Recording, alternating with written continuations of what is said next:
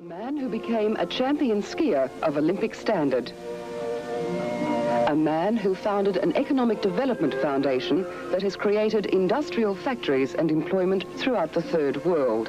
A man who breeds some of the world's best racehorses and yet doesn't gamble. A philanthropist on a large scale, he builds hospitals and schools for the underprivileged third world. A man who is both the temporal and spiritual leader of 15 million Shia Ismaili Muslims.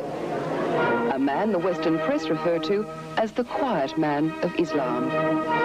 He is the 49th Imam, the keeper of the Noor, the keeper of the light, the direct descendant of the Prophet Muhammad.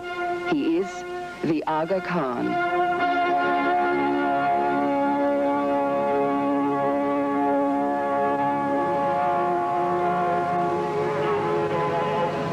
When the Muslim faithful are called to prayer, they pray to Allah, to God, who gave his word to the Prophet Muhammad through the Archangel Gabriel on a mountainside in the year of 670 AD. That was the beginning of the Muslim faith. But as in the Christian religion, through the years many different sects have developed, and today there are many branches of Mohammedanism. The Aga Khan's followers can be found in Pakistan, India and East Africa, on the peaks of the Pamirs, the plains of China and Russia. Some live in Britain, Canada, Australia, France and the United States. All in all, some 15 million followers in 25 countries across the world. But there is one thing that makes Shia Ismailis different from other branches of the Muslim faith. They are one of the few sects which believes in a direct descendant of the Prophet on earth. And that descendant is His Highness, Prince Karim Aga Khan. Your Highness, are you concerned by the knowledge that whatever you say spiritually is accepted by law, by your followers? You know, the fundamentals of Islam are clear. I think one is dealing with the practice in the 20th century, issues that arise in the 20th century.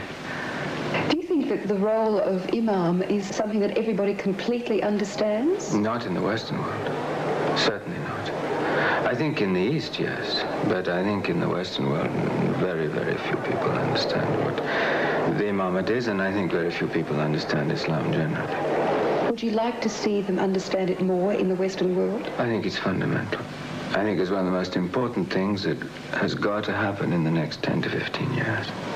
Prince Karim al-Hussein, the Aga Khan IV, became the 49th Imam, or the spiritual leader of the people, on the death in 1957 of his grandfather, Aga Khan III.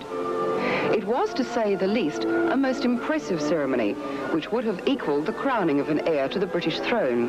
For the new leader of the faithful, who had only just turned 20 years of age, it was an awesome responsibility.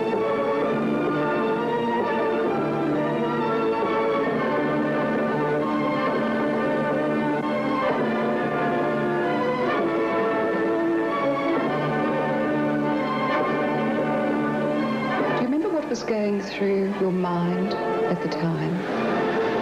Yes, there were a lot of questions, a lot of seeking, a lot of search for trying to understand what should be the principal decisions, the matters that had to be attended to, and who could attend to them, and who had attended to them earlier. It was really that whole question of what had to be done at that time to fulfill the taken as something which was the Arabian Nights, an extravaganza. But in fact, if you go through the Ismaili world today, I would say a large number, I couldn't tell you exactly how many, but a very large number of major institutions were the direct consequence of those ceremonies, because the funds that were raised went into creating insurance companies, banks, hospitals, and it enabled my grandfather and the community leaders to achieve things which maybe in normal circumstances couldn't have been achieved. Foresight is the key word for the leaders of the Ismaili Muslims. It certainly was for Aga Khan III. A sensitive, intelligent and caring man, he knew that to do the best he could for his followers in underprivileged areas, He was very close to the British royal family, as have been all his ancestors, and Queen Victoria bestowed on him the title of His Highness for services rendered to the British Crown in wartime. But behind the facade of that man-about-town image lay a side of which the Western world was unaware. A humanitarian. But he decided that that was not enough and called together the provincial and local council Ismailis. After a series of conferences, he devised a new constitution, a series of laws designed to help a society that was still basically primitive. Laws that would govern the day-to-day lives of his people, from the cradle to the grave. And it says much for the man that the system works as effectively today as it did then. The new constitution was just one of the expressions of concern for his followers, and it did much to endear them to him. Such a man was Aga Khan III, and he was loved and admired by Muslim and Christian alike. His death after 72 years of reign ended a splendid jewel of an era. Aga Khan had been the passing of a glorious age. His son Ali Khan was the man to rekindle a new romantic image for the Khan dynasty. Here was a handsome, dashing man about town who captured the imagination of the Western press and the hearts of Western women. A man with a passionate interest in horse racing, himself an expert and reckless horseman who often rode his own horses as an amateur jockey. He did not always win, but he always enjoyed it. He was no less reckless behind the wheel of fast cars. His courage and skill and his zest for living were characteristics that endeared him to the West and to some of the more primitive and warlike hillside tribes of his followers. But those self-same traits were of grave concern to his father. He once forbade a member of the family from riding in a car with his son, saying, "You may not survive." Like any father, the Aga Khan worried for his son's safety. Were you and your father very close? Yes, and yet the age difference wasn't that great. Therefore, the relationship maybe was more that of brothers, and the relationship with my grandfather was much more a father figure. Perhaps because of his age. Yes, and also because I think he had a very wide view of life. It was widely supposed that with the passing of the Aga Khan, Prince Ali Khan would be his successor, but it was not to be. When the will was read out in 1957, Prince Ali was passed over in favor of his son, the young Prince Karim. Grandfather had made that, had kept that decision to himself, and he had sent my father, he'd sent my uncle, he'd sent my brother, he'd sent me out on various missions, various times of his life, but he had not given any indication. So in retrospect, he was very wise in preparing more than just one person to take over the role. He was a very remarkable man. In appointing his successor, he said, "I am convinced that it is in the best interests of the Shia Muslim Ismailian community that I should be succeeded by a young man who has been brought up in the midst of a new age and who brings a new outlook on life to his office as Imam." Do you think that your father was disappointed that he was not chosen Imam? I don't know. It's the sort of thing a son would find difficult to ask his father. And I certainly never asked him that question. Did he have a reaction to your appointment? Yes, it was a remarkable reaction. When my grandfather's will was read, he told me that he would give me every support he could. And every major decision he took after that, he consulted me over. Any decision which could have affected the Ismaili community or could have affected my role as the Imam. We discussed the issues. Your Highness, is it perhaps because of your father's image that you have seemed to have kept out of the public eye for about 20 years? I've tried to keep out of the public eye, really not because of my father or anything like that, but because the necessity to be effective, I think, means that You just cannot be part of, let's say, a very visible world every single day. I just don't think that is advisable. It's not part of what I think is necessary for the Imamat. But away from that, are you basically a very private person? Yes. Yes, I certainly am. Tragically, it was only 2 years later that his father was killed in a head-on car crash. The young Imam was deeply shaken and only kept his composure with obvious difficulty. He said at the time, "I have lost my grandfather and my father in so brief a space. I am now alone." You know, he was still, in many ways, a young man when he was killed, and it was completely unexpected. I'd lost my grandfather 3 years earlier. And my grandfather had passed over the responsibility, for example, of the bloodstock to my father. And my father had a number of friends all over the world. He was the ambassador to the UN, the Pakistani ambassador. And it was so sudden. You know, my grandfather had been ill. And in a sense, one knew that time had an end to it. But not at all with my father. In fact, I was completely incredulous when I was told. Well, I think that's... Perhaps one of the people who helped the young Aga Khan through that particularly difficult period was Mr. Michael Curtis, former newspaper editor, now chief executive for health, education and housing for the Aga Khan Foundation. Mr. Curtis, what were the circumstances that surrounding your appointment to this job? Well, it was an absolute fluke, in fact. I was an editor in Fleet Street, and I had resigned my job, in fact.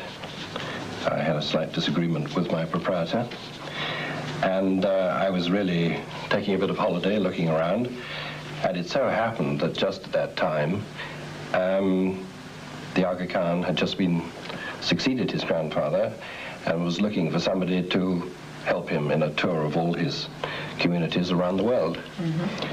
And so he saw me and took me on. It was as simple as that. I thought it was only for a year, but it turned out to be a little longer, and I've been with him now for about over 20 years. In 1958, you were quoted as saying that you were quite mystified by the Aga Khan. Do you still feel that way about him? I don't remember saying I was mystified. He's not a simple man to understand. I think he's a very subtle personality, more subtle perhaps than he at first sight appears. He's, if he asks you a question, for example, you can be quite sure there's more than what appears in the question. You have to think very carefully before you answer it. If Michael Curtis was mystified, the Western world was even more so. What they had difficulty in understanding was how a man could live in such a luxurious Western fashion whilst his followers, especially in the Third World, live in such poverty. Do you ever find that perhaps it's an anomaly of you living in the West and your followers being in the East? Not really. The Imam throughout Ismaili history has moved from one area to another. And I think if the Imamat and the institution of the Imamat were situated in one particular country, which was right at the center of the developing world, this might in fact cause more problems than solve. Whatever the Aga Khan thinks, to his followers, he is the direct descendant of the Prophet of Allah, Imam and interpreter of the faith, a prince and a spiritual guide to millions.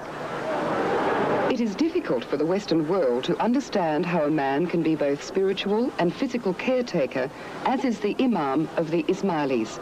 But he is. And no king ever received such unreserved devotion and loyalty from his subjects.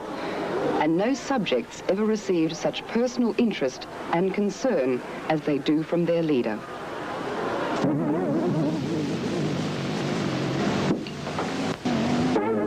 On October 28, 1969, amidst a blaze of publicity and attended by the world's rich and famous, the Aga Khan married Sarah Crocker Poole. The daughter of an ex-British Indian Army officer, she was born in New Delhi. She also had a deep interest in Islam, Muslim clothes, food and customs. How do you think the reaction was when you married the Aga Khan by the people? I hope that they were happy if he was happy. I hope that they've been contented with his family life, which I think that they were happy that he should get married. He was 32, and I think they wanted him very much to have children and have a family life going on, as well as all the work. When you went to Pakistan, to India, and on some of these tours, what is the reaction of the people to you? I think very much of acceptance because I'm his wife. Yes.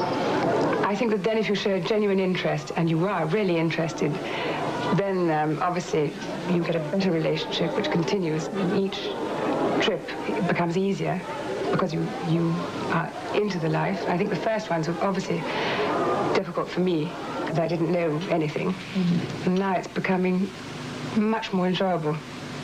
You, when you were married, did you take on the Muslim faith? I did before we were married. Yes. Was this important to do this for yourself or because you were Begum? No, I think it was very important. I am much happier to bring up the children as Muslims, as a Muslim myself. I find it a very acceptable faith. I was a Protestant before. It's a sister religion. It's very acceptable. Today, the Aga Khan, his wife and children live in somewhat comfortable seclusion on their 200-acre property called Aiglemont, just outside Paris. Here are housed the most modern of his stables, and through the property, a carefully laid out riding track wanders through the forest. The whole complex is laid out so that at no stage do his horses have to walk on concrete from the time they leave the stables. A quarter of a mile away is the main centre of the Aga Khan Foundation, his offices. Here are housed his executives, the heads of his various concerns, and here daily he is visited by national representatives from all over the world. And it is here that decisions are made which will benefit people living in a village in another country thousands of miles away. Before you make a decision, a spiritual one for your followers, is there any consultation with the leaders? Oh, yes. Oh, yes, because the Ismailis like the leaders? Oh, yes. Oh, yes, because the Ismailis, like the Muslims generally, are spread across a very, very large number of countries with different national laws, different languages, different predominant faiths, different social customs. And all those considerations, plus considerations which are intrinsic to that particular Ismaili community, have got to be taken into account. Just a short distance from both complexes, His Highness's residence, his private world, to spend what little time he has left with his family. Here he ceases to be the Aga Khan. Here he is what most men are when they come home from the office, a father playing with his children. Princess Zahir, 9, Prince Rahim, 6, and Prince Hussein, 5. How do you think your children regard you?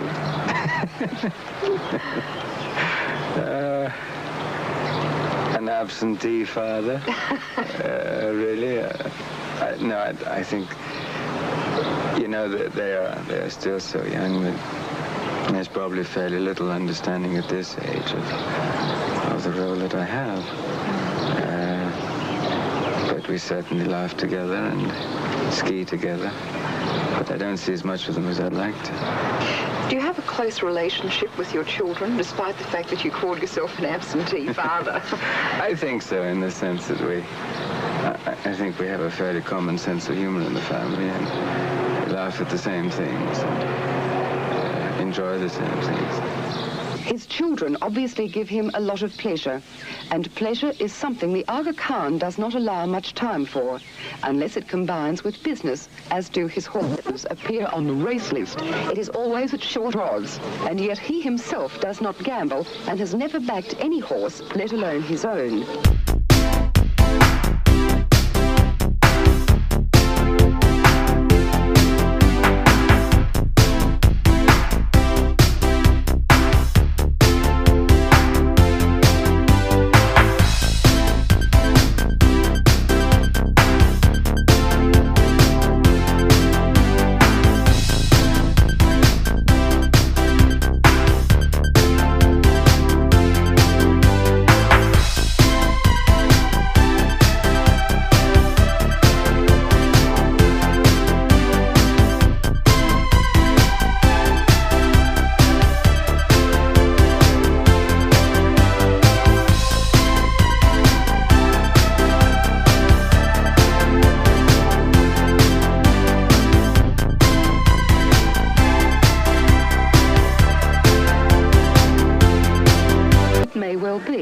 as a foal like this could be worth $100,000 before it has taken its first step.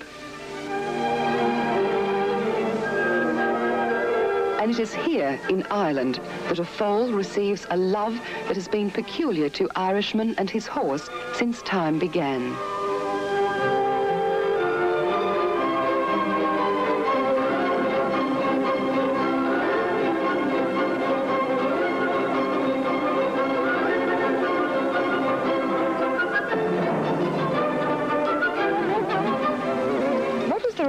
When you inherited all the stables from your father and the horses? Well, it was very strange because nobody thought the stable would continue. You see, first of all, my father was killed in an accident, so there was no preparation for the stable to continue, and he left the stable as part of his personal assets to be distributed amongst the heirs. And that was my sister, my brother, and myself. Neither my sister nor my brother wanted to keep the stable. I had no experience, no contact with it. I hesitated for 6 months. I already had my grandfather's work, and it was a field I knew nothing about. It was a difficult decision to take, because to keep a family tradition which had been there for 3 generations and very successful, and say, all right, I want to keep it as a tradition, and yet not be sure that, or not be fairly convinced that the thing could continue, it was better to let it go.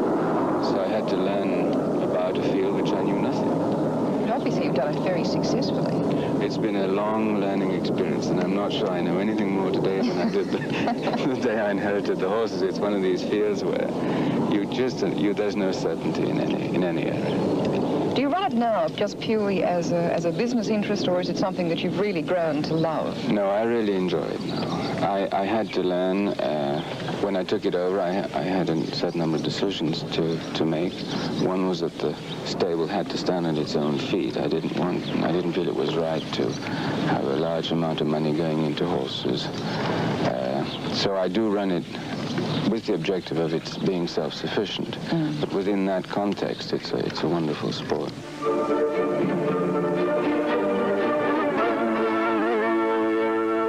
It was his grandfather who once said, "Life is a wonderful mission. Do not refuse to accept either the joys or the responsibilities." Advice that today's Aga Khan has obviously adopted, perhaps with more of a view to the responsibilities than the joys.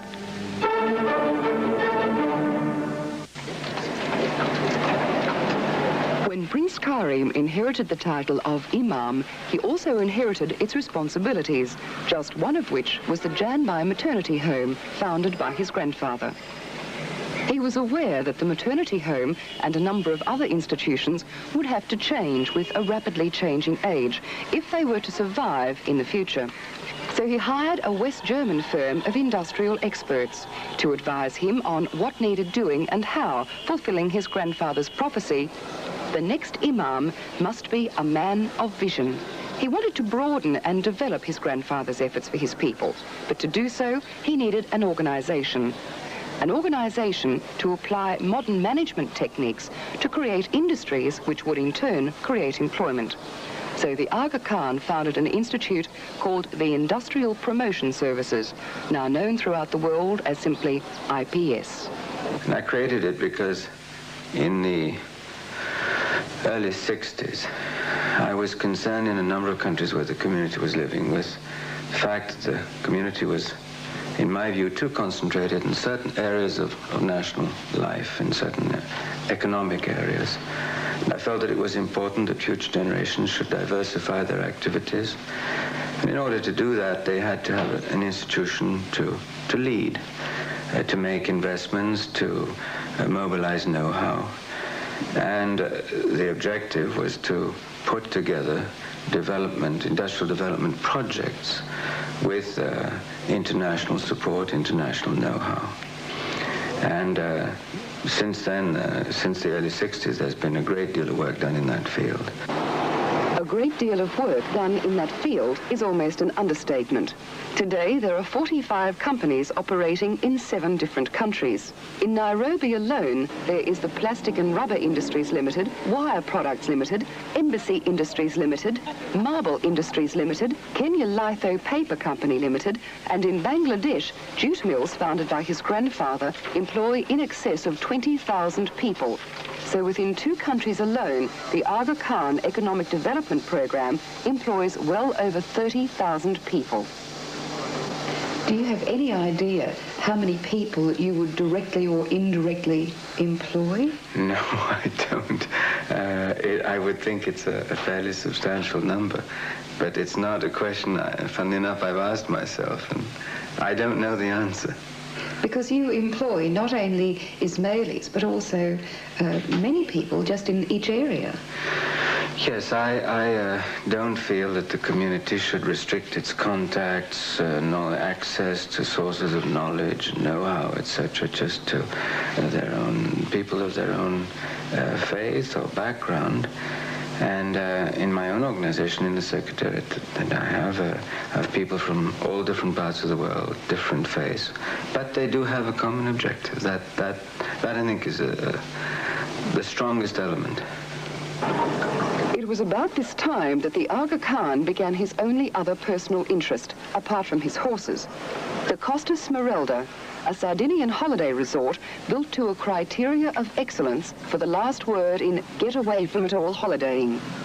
What he had in mind was a haven of privacy, a place where one could go without being crowded by the thousands of people who annually invade Europe's coastlines. It was a difficult thing to start. Now I must say it's really giving a lot of happiness and satisfaction.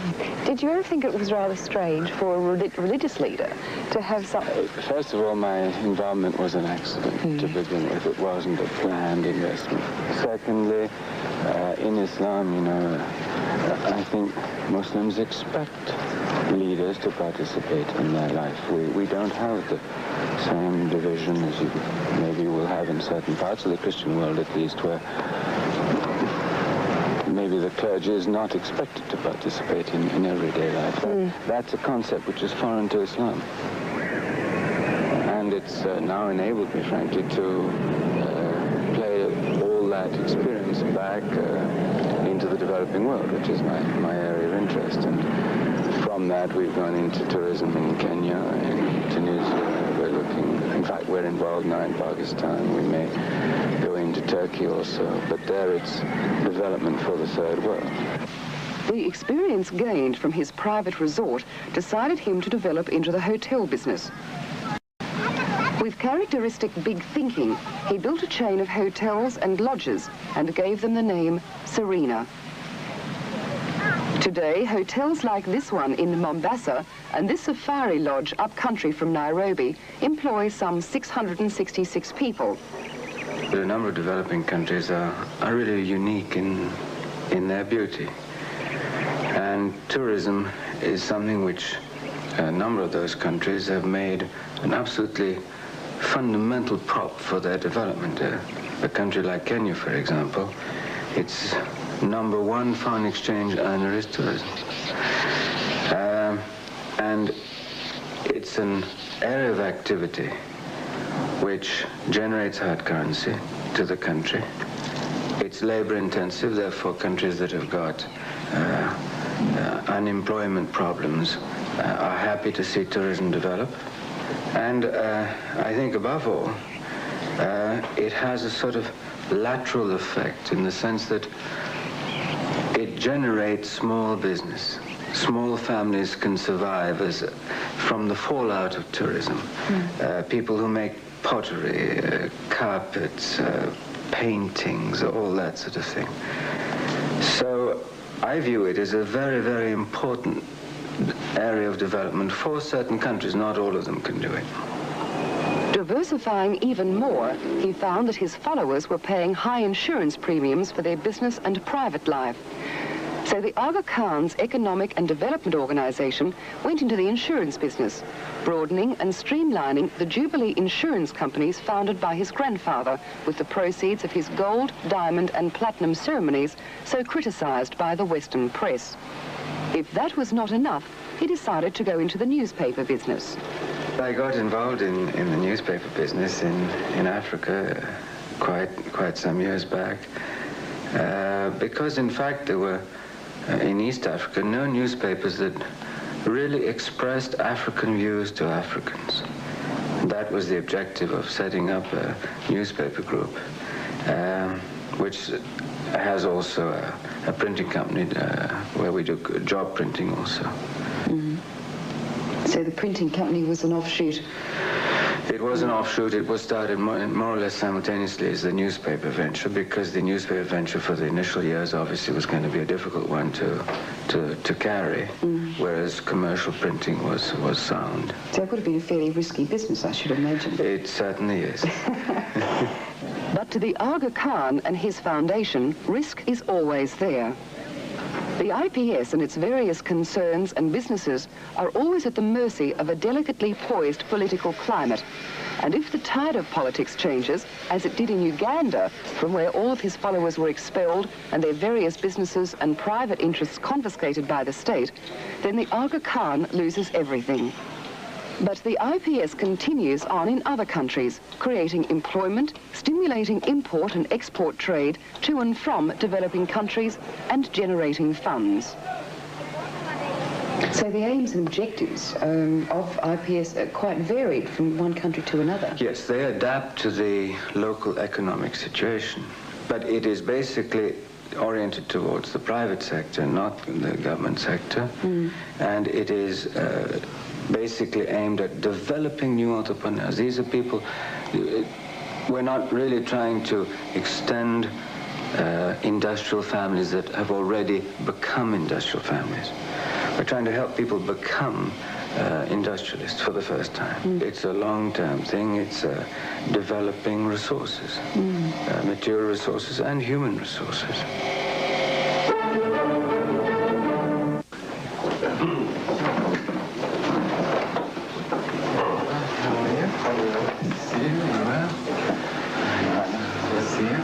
At 9 o'clock in the morning, and the Aga Khan Foundation begins its busy day. The Aga Khan holds a meeting for a new hospital being built in Karachi. In the next boardroom, Mr. Michael Curtis discusses proposed plans for new rural medical health centres in Pakistan. The north of Pakistan, which you, Gar and Didier, you've been out to see, in which we got the plans here, so we might as well answer the questions he's dealing with right here. Thousands of miles away in Nairobi, Kenya, Sir Ibu Purbai, the Aga Khan's closest advisor and most certainly the most senior member of the Ismaili community there, discusses with the hospital board costs of the proposed extensions that he will submit to the Aga Khan in Paris later that month. About one or two of the main problems. It is said of the Aga Khan that he is a perfectionist, and that if he asked a question, you may be sure there is more to it than meets the eye. January of next year. This morning, he is asking many questions about the progress of the hospital under construction at Karachi. Underperformance has this contributed to? When it is finished, it will accommodate 673 beds and to be capable of training 100 medical students a year. It will also give medical attention to 1,500 outpatients a day. It stands on 64 acres, and it will be carefully landscaped. With his usual eye for detail, His Highness has already selected the trees and plants which will decorate the grounds. Due to change in roof. Meanwhile, Mr. Curtis is checking out the final plans and details of yet another Aga Khan scheme, a modular hospital. A new concept in design, rooms or even wings can be added to the hospital as the area needs grow. Here the discussion is centered around where the first modular hospital should go in Pakistan. Very deep in the valley. And in Karachi itself, the descendant of the local council designed and formed in 1905 by the old Aga Khan discuss its placement and its possibilities. The last meeting which we had in Paris, His Royal Highness gave the basic guidance that the Central Health Board must expand its health activities.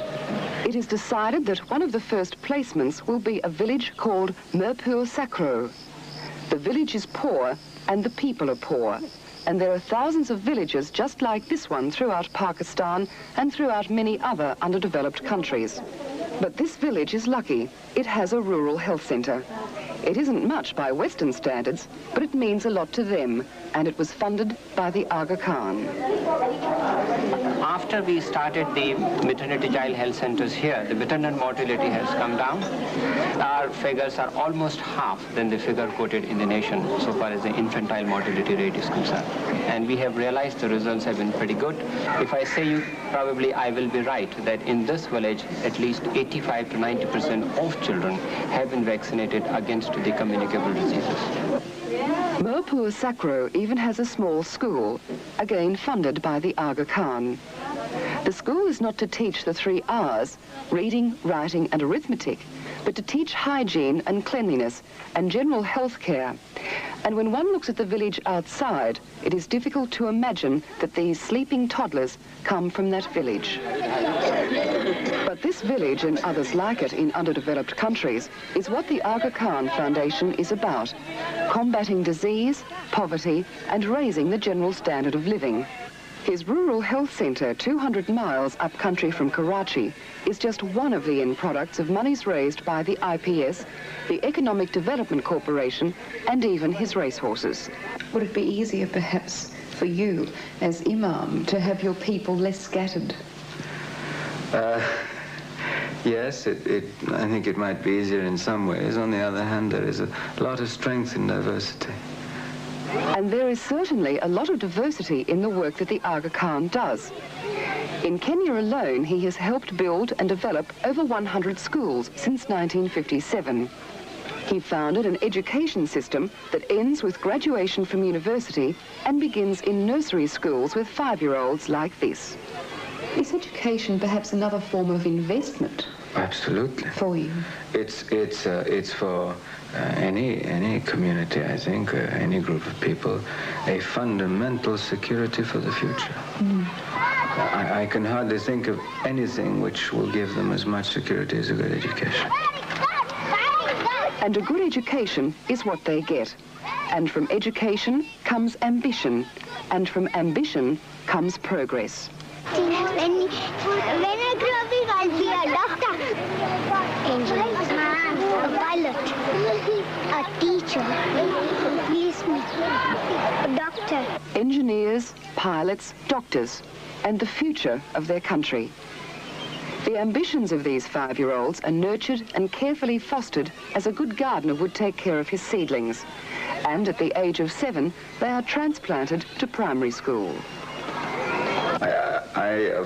Of all the activities that I'm involved in, I think education is one of the most fundamental. Not simply because it's a question of teaching people the 3 R's. That's not, in my view, maybe the primary objective. The primary objective is to enable people to improve their condition. And it can be different levels of education. I include in that all levels. And the Imamat has spent a great deal of time and effort and money in developing good schools, scholarship programs, teacher training programs. And I think it served us in very good stead. After all, take a case like Uganda. If people had left Uganda with no education, what else did they take with them? Their clothes, that's all. They couldn't take their money. They couldn't take any of their physical belongings. They had 1 week in which to leave. Poetically and ironically, there is a boy amongst this high school class in the Aga Khan Academy in Nairobi who next year goes to university. It's more than likely that the Aga Khan has not heard of, let alone seen this student. But he illustrates the Aga Khan's educational experiment perfectly. For this boy was expelled from his own country, Uganda, by Idi Amin. I couldn't get into school I spent a year looking for school, and during that time my abilities were aptitude with flying fallow, for instance, because I wasn't able to get in a school until 1978. And the whole year I was looking for school, and all these government schools around wouldn't take me. And then I had problems with sponsorship. Then I came to this school and they understood my case. It's interesting that this boy is not an Ismaili. In fact, between 70 and 90% who attend the Aga Khan schools are non-Ismailis. Regardless of their religion, deserving students will receive an Aga Khan scholarship grant to further their studies. Like the nursery school children, these students' ambitions are clearly defined. Optics, I'd like to be an optician. I'd like to go in for nuclear science. Civil engineering. Agriculture. Business studies, business management. Accountancy. Accountancy. I'd like to do social philosophy. Financial advisor. Business administration. I want to go for dentistry. Educational investment, working perfectly from nursery school to primary school to high school to university, to an eventual important place in a society struggling to compete with the Western world. Even the headmaster of this high school began his education in the Aga Khan nursery school and is himself a product of the Aga Khan's educational system. Besides coming through nursery, primary and secondary Aga Khan schools, when I went to university, I was on an Aga Khan scholarship. And today I feel that very many of my colleagues also who were with me, to a great extent have placed themselves in substantial positions because of the assistance, and I think because of the way they have come through the community. And this, of course, is only one city in one country. And there are many cities in many countries which the Aga Khan Foundation is directly concerned with. Like the proverbial Scarlet Pimpernel, he seems to be everywhere at once, doing what he can for the people, be they Ismaili or not. Your Highness, you seem to have boundless energy. Is there a secret to that? I don't think so. I do like what I'm doing. It's really a very gratifying and a most marvelous responsibility to have. And that in itself generates energy. It is difficult to relate the name and the Western reputation of the Aga Khan to a philanthropic person and organization which has, in fact, existed for generations. What the Aga Khan family has been involved in over the years has largely remained unknown because both the present Aga Khan and his ancestors have deliberately kept themselves shrouded in secrecy. But the world is changing, and so is the position of the Aga Khan. He recognizes that his image must also change. If you had a wish for your people, what would it be? I don't think I could say I have one wish. I have too many wishes. But I'd like to see peace, and happiness, security. For the first time, the Aga Khan has allowed the world to see and to understand what it means to be the Imam, the leader of 15 million people, and what he, as that leader, does and why. And to quote the Quran, it's all done in the name of Allah, the Compassionate and the Merciful.